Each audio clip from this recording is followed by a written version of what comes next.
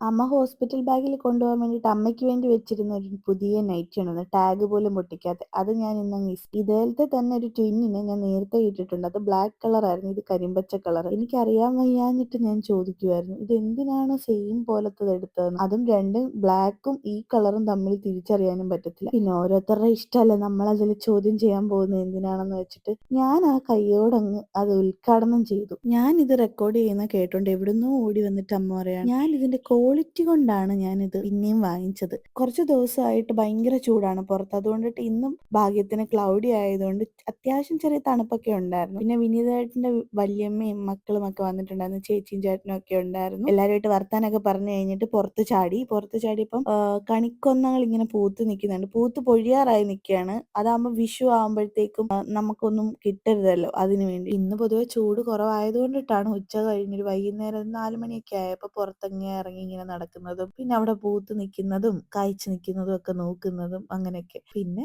അത്യാവശ്യം നല്ല കാറ്റും ഉണ്ടായിരുന്നു. അതുകൊണ്ടിട്ട് വലിയ ചൂടറിഞ്ഞില്ല. അതുകൊണ്ടിട്ട് മാത്രമാണ് ഞാൻ പുറത്തിറങ്ങിയത്. അല്ലെങ്കിൽ ഞാനിങ്ങനെ പുറത്തിറങ്ങത്തില്ലായിരുന്നു. പിന്നെ വിശപ്പെന്ന് പറയുന്നത് അത് അൺസഹിക്കബിൾ ആണ് എനിക്ക്. അതുകൊണ്ട് തന്നെ വീട്ടിലെ സാധനങ്ങളൊക്കെ എളുപ്പം തീരുന്നുണ്ട്. എന്ത് സാധനം കിട്ടിയാലും ഞാൻ കഴിക്കുന്ന ഒരു അവസ്ഥയിലൂടെയാണ് ഇപ്പൊ പൊയ്ക്കൊണ്ടിരിക്കുന്നത്.